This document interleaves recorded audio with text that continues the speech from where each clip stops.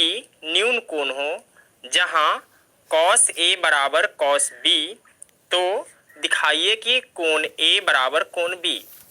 दोस्तों यहाँ कह रहा है कि कोण ए और कोण बी न्यून कोण हो, तो सबसे पहले हम एक समकोण त्रिभुज बना लेते हैं। समकोण त्रिभुज बना लिया तो आपको पता है कि समकोण त्रिभुज में ए जो कोण होता है ए कितना होता है, 90 डिग्री का होता है।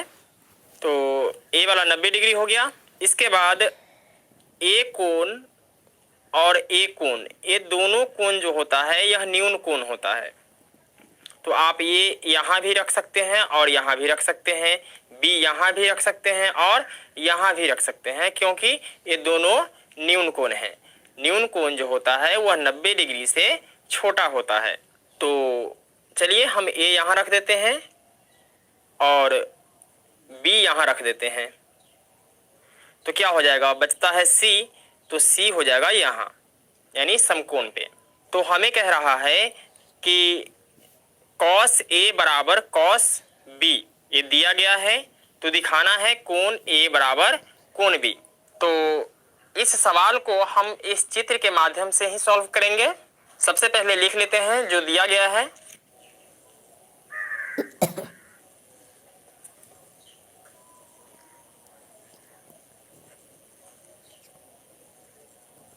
दिया है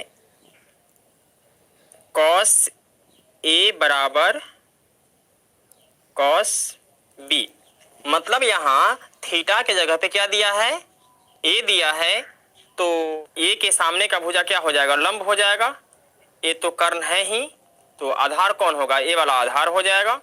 तो मैंने आपको बताया था कॉस ए का फॉर्मूला। आइए फिर देखते हैं। ये जो मंत्र है पंडित बद्री प्रसाद हर हर बोले, जो पहला हिस्सा जो है वह साइन का है, दूसरा हिस्सा कॉस का है और तीसरा हिस्सा टेन का है। तो कॉस का मान क्या होता है, b बटा एच, b बटा एच बराबर के नीचे बराबर दे देते हैं और कॉस का मान यहाँ भी b बटा एच लिखेंगे। अब आपको ए देखना है कि यहाँ कोण ए है, तो कोण ए के सामने का भुजा लंब होता है यानी P होता है, और ए वाला हो जाएगा बी, एच हो जाएगा ए वाला। P रेखा का नाम क्या है, तो AC नाम है, तो लिखेंगे AC।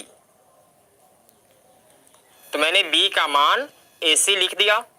अब H का मान लिखना है, तो H जो भुजा होता है AB है यहाँ, तो क्या हो जाएगा, AB लिखेंगे,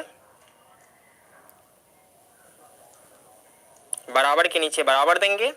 अब B का मान लिखना है, लेकिन B का मान कब लिखना है, यहाँ थीटा का मान कह रहा है B है, यानी थीटा का मान अब यहाँ रहेगा। जब थीटा का मान यहाँ रहेगा तो P का मान E होगा और B का मान A होगा, तो क्या हो जाएगा, B का मान BC, क्या होगा, BC होगा, और H का मान वही रहेगा AB। तो दोस्तों AB जो है वह बराबर से पहले भी हर में है और AB जो है वह बराबर के बाद भी हर में ही है। तो जब ऐसा होता है तो हम इससे इसको कैंसिल कर सकते हैं। तो अब क्या बच रहा है, यहाँ फाइनल बच रहा है AC बराबर BC। तो AC जो भुजा है A वाला है और इसके सामने का कोण क्या है, B है, इसलिए यहाँ हम लिखेंगे कोण B बराबर के नीचे बराबर और BC, तो BC ए भुजा है, इसके सामने का जो कोण है वह क्या है, कोण A है। तो कोण B बराबर कोण A या कोण A बराबर कोण B, कोण A बराबर कोण B दिखाने के लिए कह रहा था और हमने कोण A बराबर कोण B दिखा दिया, मतलब कि यह सिद्ध हो गया। तो लिखेंगे सिद्ध हुआ।